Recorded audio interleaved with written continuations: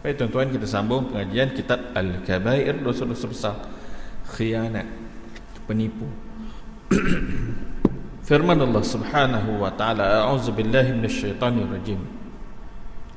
Ya ayyuhalladzina amanu la takhunu Allah war rasul wa takhunu amanatikum wa antum ta'lamun. Orang-orang yang beriman, janganlah kamu mengkhianati Allah Ta'ala dan Rasulnya, dan janganlah pula kamu mengkhianati amanatmu padahal kamu mengetahuinya. Amanat-amanat ni banyak bagi diri kita kan. Amanah yang Allah Ta'ala hantar melalui pekerjaan, anak, isteri, jiran tetangga, semua amanah belaka tu. Al-Wahidi berkata ayat ini turun mengenai kisah Abu Lubabah ketika diutus oleh Rasulullah sallallahu alaihi wasallam ke Bani Quraizah setelah mereka terkepung, padahal anak-anak dan isteri di situ. Lalu para sahabat bertanya, "Hai Abu Lubabah, bagaimanakah pandanganmu tentang kami jika ditetapkan seperti hukuman terhadap Sa'ad?" Kemudian Abu Lubabah berisyarat pada lehernya sebagai petanda untuk dibunuh. Janganlah dilaksanakan. Maka yang demikian itu dia telah berkhianat pada Allah dan Rasulnya. Kata Abu Lubabah, lalu aku bersumpah akan terus berdiri di tempatku sampai aku tahu bahawa aku berkhidmat kepada Allah dan Rasulnya. Kemudian turunlah ayat tadi. Baik. Yang mana watakhunu amanatikum wa antum ta'lamun, bermaksud janganlah kamu mengkhianati amanah-amanah tu. Ibn Abbas pula mengatakan bahawa amanat atau tanggungjawab terhadap pekerjaan yang diamanahkan kepada manusia berupa kewajipannya perlu ditunaikan. Kerja yang kita buat, ikutlah kerja apa. Ada yang kerja sendiri, ada yang makan gaji. Yang makan gaji ni kena hati-hati. Kerja sendiri pun hati-hati juga kan. Baik. Yang makan gaji ni, ada tak yang dia buat kerja tak amanah? Banyak rupa-rupanya kan. Kita photostat IC, photostat surat beranak, kadang-kadang untuk submit permohonan anak-anak nak sambung belajar dan sebagainya. Bayar ke tidak tu yang kita photostat tu? Ganti ke tidak kertasnya, dakwatnya tu? Maka kena ada nilai yang perlu dibayar balik kepada syarikat kita yang kita berkhidmat tu, yang kita bekerja tu. Kerana ingat balik peristiwa Nabi Isa AS diberi mukjizat oleh Allah untuk menghidupkan orang yang telah mati kan. Satu hari ketika baginda melintasi satu tanah perkuburan, lalu diketahui bahawa si fulan yang di dalam kubur ni sedang diazab. Ditanya sekian lama sangat, puluhan tahun kan, puluhan ke ratusan, anak tak ingat tu yang asal matan dia tu. Baik, lalu dia kerahkan kepada si fulan di dalam kuburnya tu keluar. Aku nak bertanya kan, mukjizatnya tak tahulah sama ada dia keluar dalam bentuk rangka tubuhnya tu ataupun batang tubuh yang sempurna. Lalu malaikat yang sedang bertanya kepadanya suruh keluar. Tu Nabi Isa AS nak bertanya pada kamu perihal kenapa kamu ni ditanya sekian lama oleh kami berdua ni kan. Lalu dia pun keluar. Lalu bertanya Nabi Isa AS kan, "Wahai fulan, apakah pekerjaan kamu saat kamu hidup di dunia dulu?" "Wahai Rasulullah, pekerjaan aku ketika aku hidup dulu adalah mencari kayu api di hutan. Kemudian aku jual. Hasil daripada jualan aku menyara anak dan isteri, dan selebih daripadanya aku infak, aku sedekah dan sebagainya." Bagus pekerjaan kamu, tetapi kenapa kamu ditanya sekian lama ni? Pada satu hari setelah aku jual kayu api tu pada seseorang yang membeli daripada aku, saat aku melintas nak balik ke rumah, aku singgah pada longgokan kayu yang telah pun aku jual. Aku umpil sedikit untuk buat bersihkan gigi aku, ada something yang terselit, benda yang terselit. Tapi kayu tu yang aku umpil kecil tu, aku tak minta izin dengan orang yang bayar dah kayu tadi. Kayu sikit je tuan-tuan, ada nilai tak? 1 sen, 2 sen ke 5 sen? Seolah-olah macam tak ada nilai lah kan. Tetapi ingat, faman ya'mal mithqala zarratin khairan yarah wa man ya'mal mithqala zarratin syarran yarah. Tak minta izin tu benda salah, benda dosa tu sebenarnya. Wahal boleh je orang tu nak halalkan kan.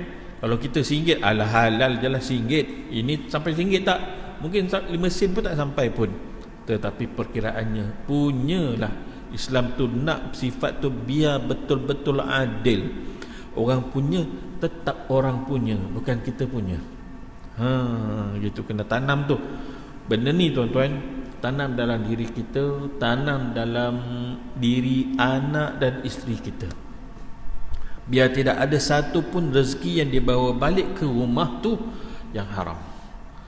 Berkat hidup, makbulnya doa apabila tidak ada sesuatu yang haram masuk ke dalam rumah, masuk ke dalam poket, sama ada makanan, minuman, pakaian sekalipun, atau kegunaan lain. Jangan gunalah untuk makan minum, kau guna untuk bayar road-tax. Tak boleh juga. Ada orang macam tu, dia kata jangan makan minum, nanti daging kita ni kena bakar ni yang tumbuh ni. Tahu dah kat situ, bukan tu sahaja. Asalkan haram, tak boleh diguna langsung. Tak boleh diguna langsung, bagi pulangkan pada Baitul Mal dan umpamanya. Baik.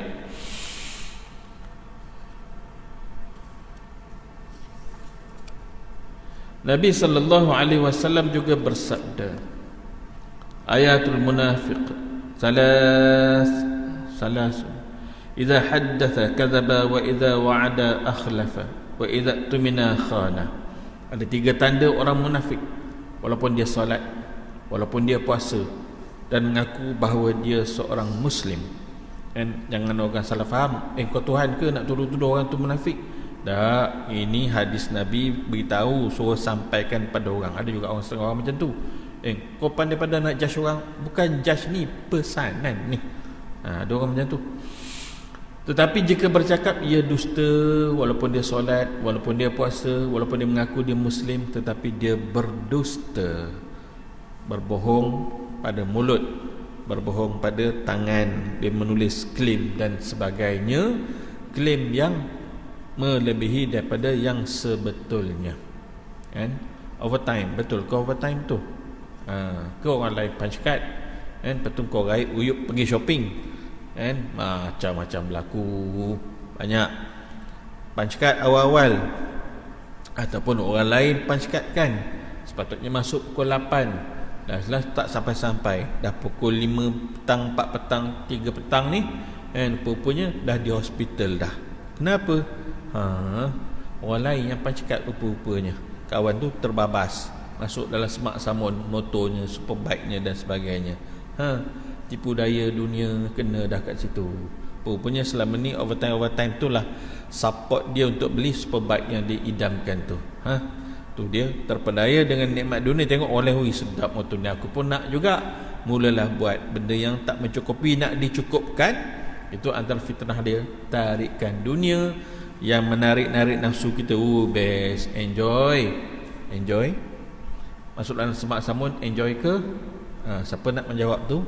Itu masuk dalam semak samun, kan? Hidup lagi. Kalau mati terus macam kalau mati terus, tuan-tuan, hari Senin yang lalu, kan, 4-5 hari yang lepas, salah seorang daripada jiran quarters di Ilsas lah, tuan, kan, anak Cik Nazli, tahu kan cerita tu, tahu kan?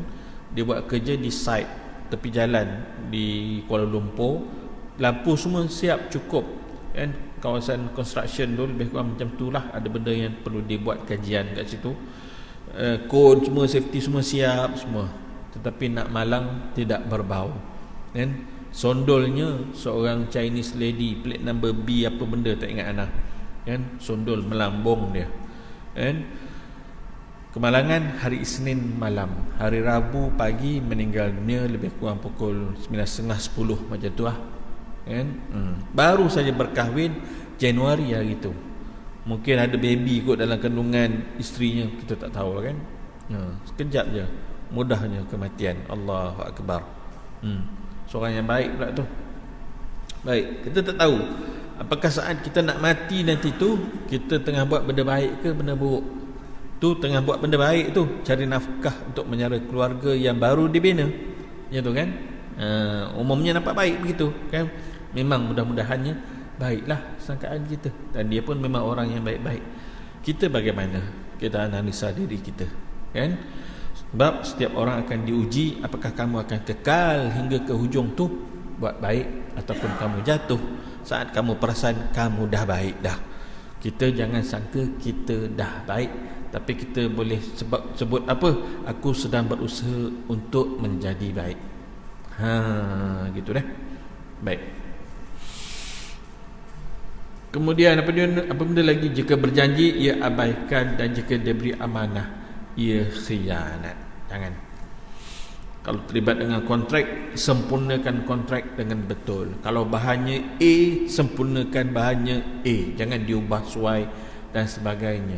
Kalau tidak mampu untuk memberi, kerana contoh ketika saat sebuah harga tu dimasukkan, harga okey lagi di pasaran, tiba-tiba saat nak supply, harga dah melambung naik, tak, ataupun jatuh dan sebagainya, buat rundingan semula, biar jujur, biar amanah, macam tu kan.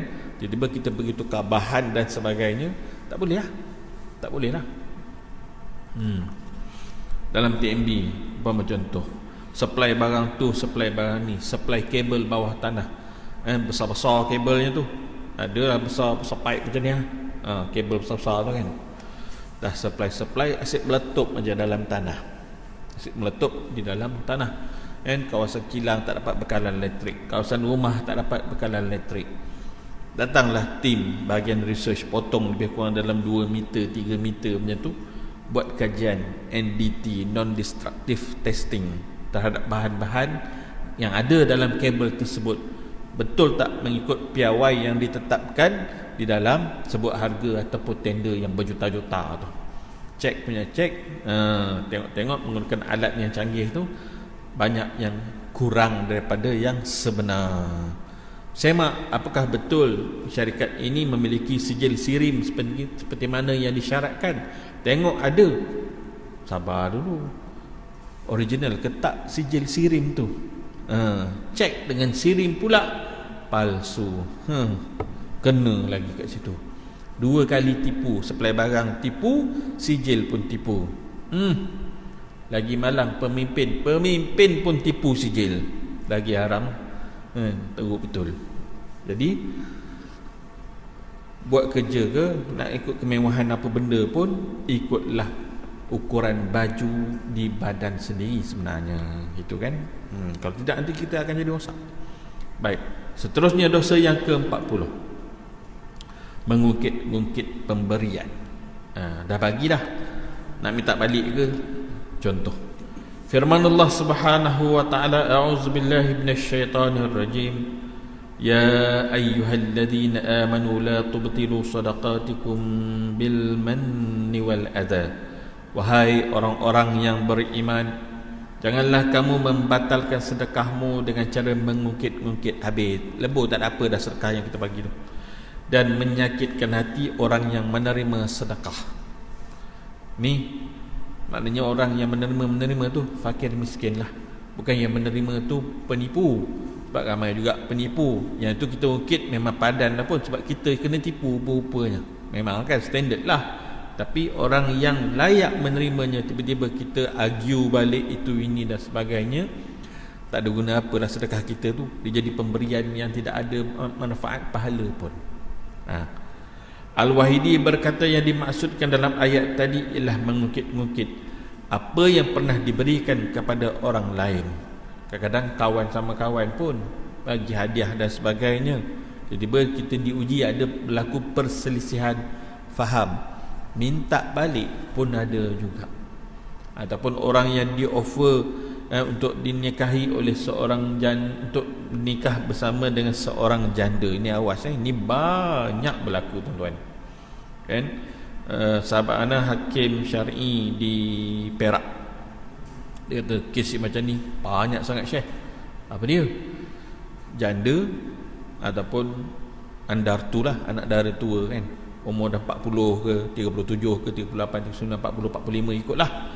Dia ada kemampuan kewangan, dia ada rumah, dia ada kereta, cuma dia tidak ada suami. Awas tuan-tuan, umur 40 lebih, orang lelaki sekarang ni 50 pun laku. Dia cari yang stabil emosi, stabil kewangannya, walaupun dia sendiri dah stabil dah, sebab dia nak yang ada jaminan kehidupan dengan dia. Macam tu. Apatah lagi yang jenis geng-geng kaki-kaki masjid ni. Tu dia, tu bahana media sosial antaranya. Baik. Dan dia kata, boleh tak kalau saya nak jadi isteri awak, boleh tak awak jadi imam bagi saya? Tu ayat standard kan.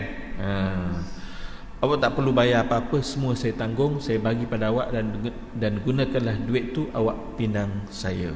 Ataupun tak payah nak pinang-pinang, kita nikah je terus. Dia set lokasi benda semua mudah pun belaka. Hati-hati dengan tawaran ni. Hati-hati. Sebab kita tidak mengenal true color dia, kepribadian dia yang sebenar akan diketahui bila? Selepas kahwin. Selepas kahwin. Kan? Kadang-kadang betul dia berada di keliling kawan-kawan yang baik, tapi adakah confirm dia akan jadi orang yang baik? Belum tentu. Berhati-hati. Zaman hari ini zaman fitnah. Zaman fitnah. Hati-hati. Ingat pesan juga pada anak beranak, kawan-kawan kita dan sebagainya. Tiba-tiba bila dah kahwin, nampak tak tahan kita, tertekan kita. Perkahwinan kita selama ni, yang sebelum ni elok je kan. Bila dia ada menekan sampai stres kita dan sebagainya, rasa macam orang yang dah tak nak hidup dah kat dunia ni. Macam-macam tuan-tuan tak tahu kan. Akhir sekali langsung bercerai kan. Apa berlaku? Dia akan minta balik segala pemberian dia sebelum ni. Dia akan minta balik. Apa kata Nabi SAW dalam hadis baginda, mafhumnya samalah seperti seekor anjing yang memuntahkan makanan isi perutnya daripada perutnya tu dan dijilat kembali. Disamakan seperti anjing. Subhanallah, hinanya orang yang dah bagi minta balik kan. Walhal kesalahan tu atas dirinya sendiri, diri si perempuan tu kan. Hati-hati, fitnah wanita ni kuat. Baik, 3 golongan manusia yang mana pada hari kiamat Allah Subhanahu wa taala tidak akan berbicara kepada mereka, tidak diambil kisah kan. Salah satu, la yukallimuhumullahu wa la yanzuru ilaihim yaumal qiyamati wa la yuzakkihim wa lahum azabun alim. Al-musbilu wal mannanu wal munafiqu sil'atahu bil halifil kadhib. Yang tadi, dan tidak akan melihatnya serta tidak akan menetapkan kesuciannya, tidak diampuni. Dan baginya adalah siksaan yang pedih adalah orang yang memanjangkan kain hingga telapak kakinya untuk tujuan menyombong-nyombong, takabur. Dan orang yang mengungkit-ungkit pemberian, dan orang yang menawarkan perdagangannya dengan sumpah palsu. Ini juga yang banyak antaranya. Dan satu orang yang sombong, kena kias daripada bab pakaian ni untuk menyombong, sama juga pada hal-hal yang lainnya. Kemewahan apa yang kita ada dan kita merasakan kita lebih berbanding orang lain, dan terasa macam semangat sikit, act sikit, sombong sikit. Hati-hati. Ni penyakit hatilah antaranya. Orang yang mengungkit pemberiannya, kalau daripada parent kepada anak, boleh tak? Itu kerana dia mendidik, ayah dah bagi itu ini, takkan ini yang kamu buat kepada kami berdua. Contoh, dia ungkit-ungkit pemberian. Mak ayah hibahkan rumah, termasuk rumah yang diduduki ni, dihalaunya keluar mak ayah. Memang padanlah mak ayah dia ungkit, sebab kurang ajar namanya tu. Banyak kes ni. Kena buat hibah tu bersyarat. Kena buat hibah bersyarat. Dan kalau rumah yang kita duduk ni, yang ni janganlah dihibahkan, yang lain tu tak apalah, hibahkanlah kan. Bahaya. Banyak berlaku lalas suami isteri ni kena keluar, ibu ayahnya kena keluar, bahkan rumah tu dah digadaikan pun lagi malang. Berlaku tuan-tuan, banyak kes ni tuan-tuan. Zaman PKP 3-4 bulan yang lepas, ramai orang hilang pekerjaan. Dan statistik kajian yang telah pun dibuat, 6,000 pasangan bercerai. 6,000 di Malaysia, 6,000 pasangan bercerai. Ada satu kes di Bandar Seri Putra selepas kuliah kitab Uqudul Lujain, bab suami isteri tu, berdatang seorang orang Kelantan dan mengadu masalahnya. Si isterinya menuntut cerai kerana dia tidak lagi bekerja, dihentikan sebagai seorang pilot. Tuan-tuan, 3-4 bulan tak fly, tak terbang, hilang kerja. Sekarang zaman kita ni hari ni tak memadai dengan satu pekerjaan, kena ada 2-3 solution kan. Siapa nama yang dalam IKIM FM semalam, Samsudin Kadir, dia pesan, mungkin ada sebahagian daripada kita yang dengar rancangan tu di IKIM FM. Zaman kita hari ni sebaiknya biarlah ada 2-3 income yang sambil-sambilan tu kan, yang part time tu. Kerja kita, kerja office satu, kemudian ada bisnes online dan sebagainya, mengajar kuliah kelas dan sebagainya, tuition dan umpamanya. Teruskan. Sebab khawatir, takut tiba-tiba yang betul-betul kita buat kerja, gaji pokok kita ni hilang, tapi ada lagi support yang lain. Lepas tu macam mana lagi urusan-urusan perbelanjaan harian yang lain tu, cut, potong mana yang tak perlu kan, mana yang ada unsur kemewahan, sedangkan kita boleh hidup tanpa kemewahan tersebut, potonglah. Nak seimbangkan balik dalam tempoh yang sementara ni kan. Baik, lalu kita jangan menyombong saat kita ada pekerjaan dan sebagainya. Bila-bila masa Allah Subhanahu wa taala boleh tarik. Baik. Dan orang yang menawarkan perdagangannya dengan sumpah yang palsu, banyak berlaku pembohongan dalam jual beli kan. Kena make it clear lah, make it clear. Baik, nasihat pada bab ini, wahai orang-orang yang melakukan dosa, alangkah bodohnya kamu, sampai bilakah kamu harus menangguhkan amal bakti kamu? Kalau maut datang menjemputmu, apakah kamu bersedia? Tak bersedia kan? Tak bersedia kita ni. Yang bersedia siapa? Orang yang akan ke tali gantung, antaranya banduan lah. Lagi yang bersedia siapa? Orang yang diberitahu oleh doktor, pakcik, adik, kakak, abang dah kena kanser kan. Kena kanser je kita dah bayang mati lah. Aku kena bersedia daripada sekarang. Tak gitu? Betul kan. Kalau kita cakap aku dah kena buat dah, aku kena prepare dah. Kanser stage berapa tuan? Tunggulah kita buat biosis, kita masuk endoskopik, ambil sel tu, kita buat kajian di tahap berapa kanser. Top tahap 4 cik, tahap 4 abang. Macam mana kejutan kita? Lagi lebih kita punya bersedia tu kan. Kurang makan dah, kurang bercakap dengan orang ramai dah. Kalau bercakap pun hanya apa?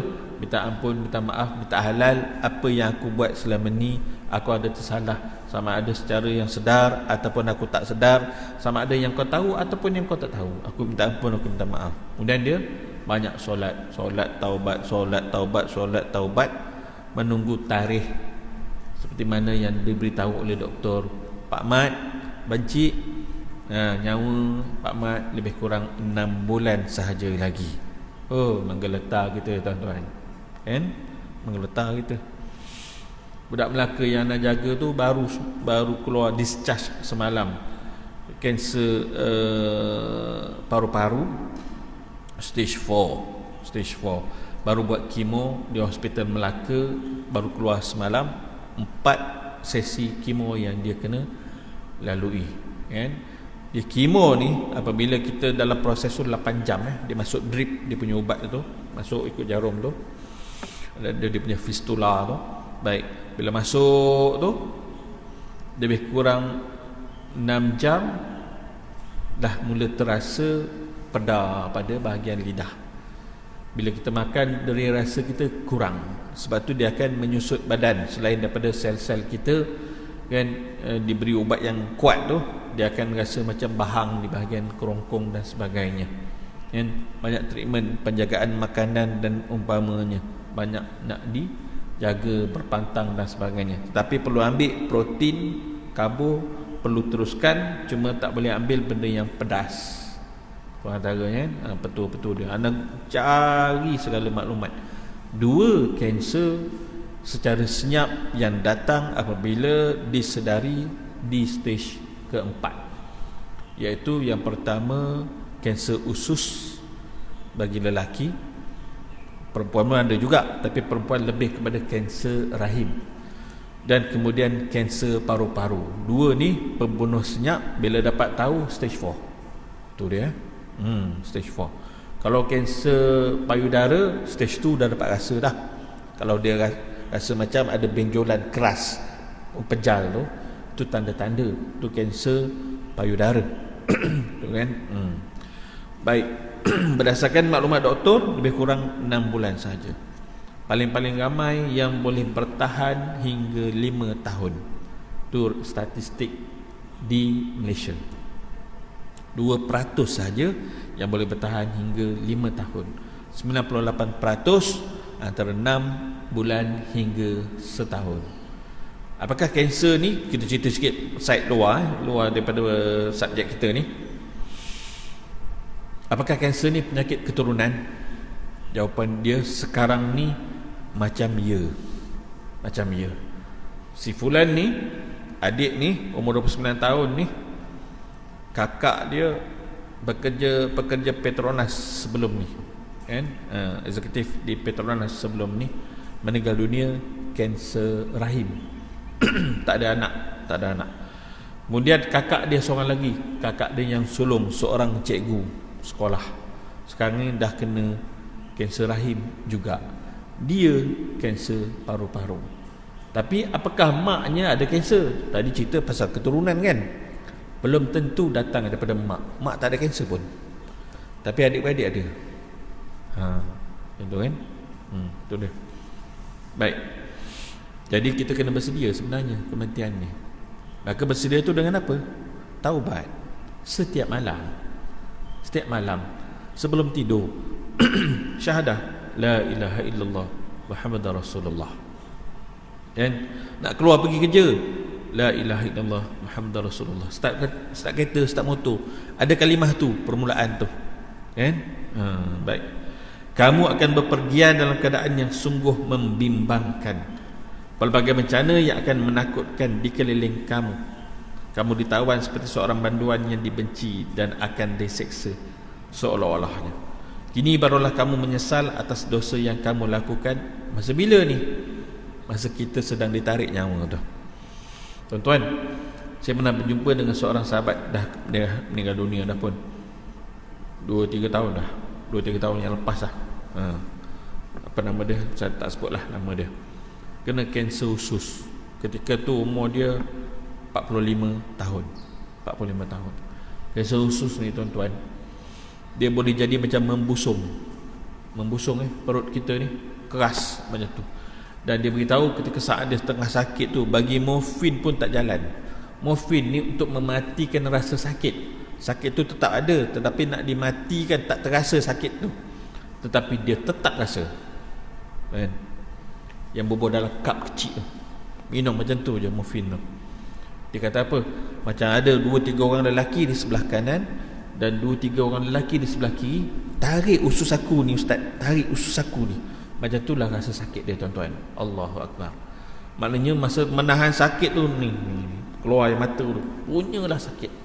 Bayangkan, kan? Moga-moga setiap kesakitan yang Allah Ta'ala datangkan tu ialah bahkan benar. Tercocok duri pun Allah Ta'ala ampunkan dosa. Kita tak tahu dosa yang mana, apatah lagi yang besar-besar, kan? Syarat taubat tu mesti juga ada. Sebab kita tak terlepas daripada dosa kecil. Dosa besar pun kita tak terlepas, kan? Perbanyakkan istighfar. Umur dah 40 ke atas ni, kita kena amalkan istighfar kita. Istighfar 1000. Astagfirullah. Kena amal tu, kan? Kalau boleh nak dibuat 200 setiap waktu 200, itu lebih baik bagi diri kita, sesuai dengan waktu timing kita, silakan. Bagi orang yang bekerja sendiri, mungkin dia boleh buat terus sekali harung setiap selepas subuh, istighfar 1000 dengan hadirnya hati tu. Jangan hatinya lalai istighfar sambil tengok WhatsApp, tak jadi. Dia kena istighfar, ampuni aku ya Allah, maafi aku ya Allah, maafi aku ya Allah. Zahirkan maksud makna istighfar tu dalam hati kita saat bibir kita mengucapkan kalimah macam tu. Ada orang yang nak pakai tasbih 33 tu, pakailah. Ataupun nak pakai yang tasbih 1000. Pernah jumpa tasbih 1000 panjang tuan-tuan? Saya pernah jumpa, zaujah saya pakai. Harganya RM300. Kalau tengok dalam FB tu, pembekal barangan sunnah, kayu-kayu biasa lah, kayu-kayu biasa. Baik. Itu usahalah yang kita perlu buat. Kan apabila kita meniti usia 40 ke atas, lagi lebih. Baik. Namun kini kamu barulah menyesal atas dosa yang kamu lakukan. Namun apalah gunanya penyesalan sekarang, sedang kesalahanmu tidak dapat diampunkan. Ini orang yang mati mengejut. Tak sempat nak buat apa. Tiba-tiba kena serangan jantung. Orang yang yang sedang ditimpa serangan jantung, umpama contoh, ataupun nak kemalangan ni kan, memang lori tengah datang kat dia ni, mati aku. Apa benda yang dia akan terbayangkan? Yang pertama sekali, tuan-tuan, majoriti lah yang kita tanya, orang yang mangsa kemalangan, dia tak ingat benda lain, ingat anak isteri je. Kalau dia tu orang lelaki, kalau dia tu perempuan, aku ingat suami aku dengan anak aku. Kalau dia tu bujang, dia ingat mak dengan ayah tu. Tapi ada tak dia ingat Allah ketika tu? Kan, selalu dia akan ingat orang yang dekat tu. Sebenarnya patut disebut apa? La ilaha illallah tu. Dan terbiasa sebut kalimah la ilaha illallah ni bagi orang yang banyak menyebut saat hidup. Baru ni mudah sebab dah kebiasaan lidah dia begitu. Maka kita ni dituntut perbanyakkan kalimah tayyibah la ilaha illallah. Paling kurang sehari 100 kali. Paling baik 1000 kali lah. Baik, lantaran kamu menggantungkan diri kepada dunia yang fana, yang sangat sementara ni, maka banyaklah berlaku kesalahan atas diri kamu. Baru-baru ni ada umur dah 70, memandu mabuk, langgar budak kita. Umur 70 ni bangsa asing ke? Kan? Atau bangsa di Malaysia selain daripada Melayu ke? Tak, orang Melayu kita umur 70 minum arak lagi. La haula wala quwata illa billah. Kan? Anda kamu membiarkan nasihat tanpa didengar oleh telingamu. Kadang kita sombong. Bila orang beritahu, bila orang khabarkan, kita tengok yang beritahu tu siapa. Oh, dia tu, dia tu apa. Tapi yang dia beritahunya tu betul. Sebab tu ulama pesan, kan, dengar apa yang dikhabarkan, jangan dilihat siapa yang mengkhabarkan tu. Kalau kita melihat siapa yang dikhabarkan tu, kita akan ada sifat keegoan kita. Dia tu rupanya. Tapi benda yang dia cakap tu betul. Kita nak orang yang sama standard dengan kita, baru kita dengar cakap. Atau kita nak orang yang lagi atas daripada kita, baru kita dengar cakap tu. MD kita ke, pengarah kita ke, yang beritahu kita, baru kita dengar. Itu kerana apa macam tu? Kerana kita ada kesombongan. Kan? Walhal setiap benda yang masuk ke dalam telinga kita ni biiznillah, dengan izin Allah. Ada benda yang baik, ada benda yang buruk, mungkin kita boleh tapis, filter, tengok betul apa yang dia cakap tu rupa-rupanya.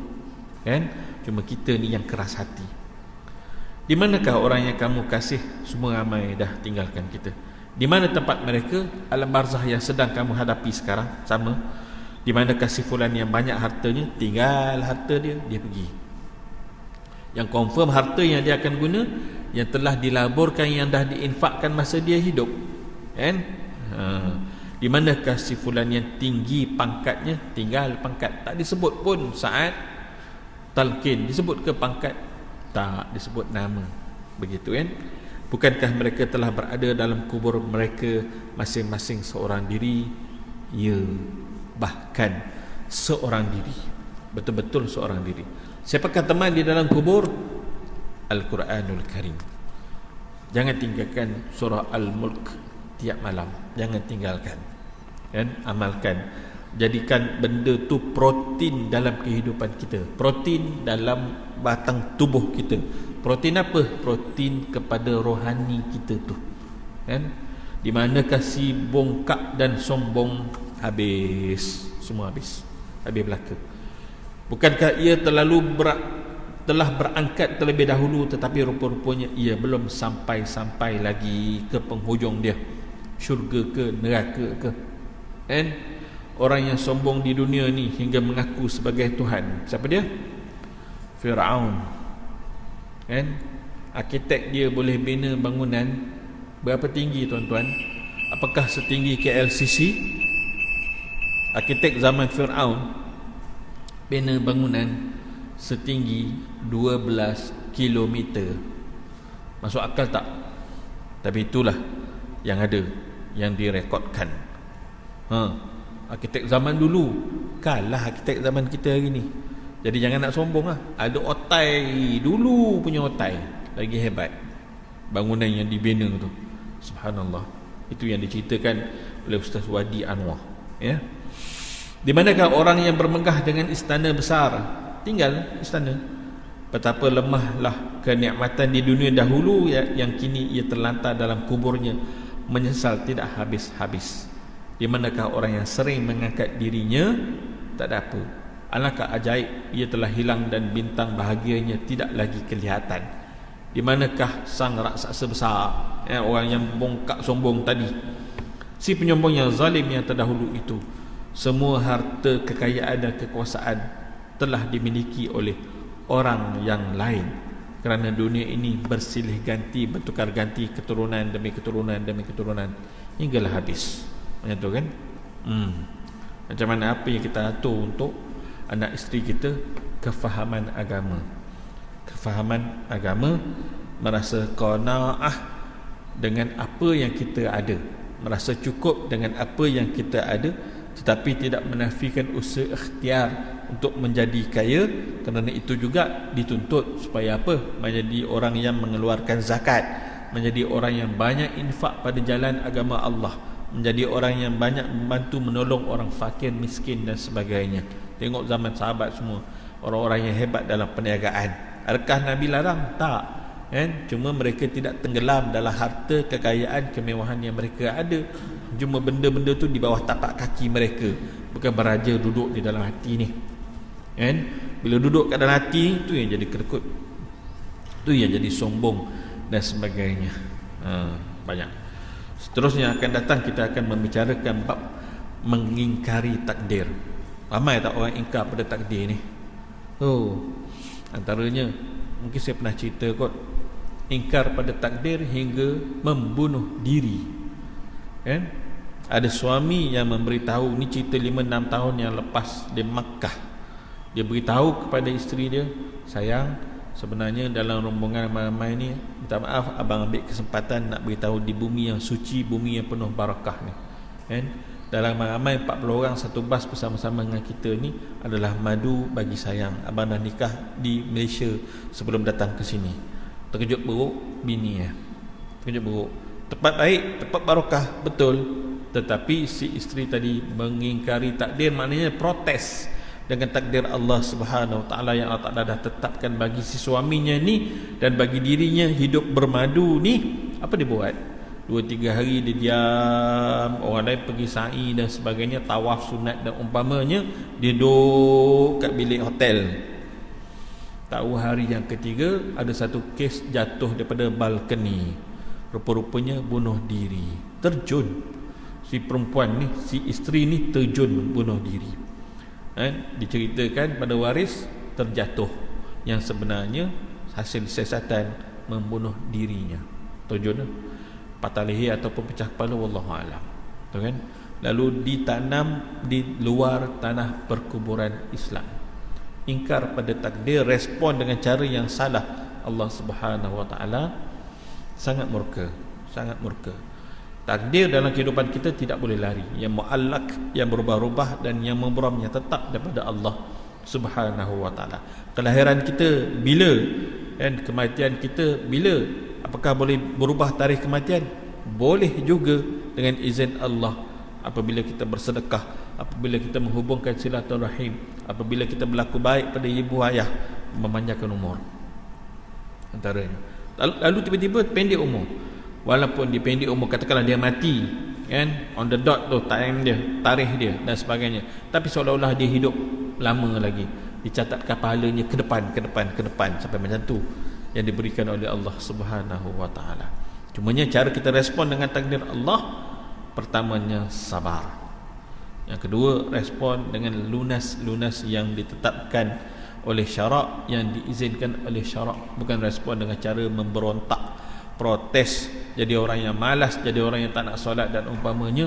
Maka kita orang yang mengingkari takdir. Ujian ni boleh datang pada siapa saja. Tak kira lah apa watak, apa peranan, apa tanggungjawab, apa jawatan kita sekalipun, Allah Ta'ala tengok sabar ataupun tidak. Benda sabar ni boleh cakap, tapi saat kita kena belum tahu lagi kan. Mudah-mudahan kita akan bicarakan nanti pada siri yang akan datang bab mengingkari takdir ni dengan lebih terperinci pada bulan 9 insya-Allah, jika diizinkan oleh Allah Subhanahu wa taala.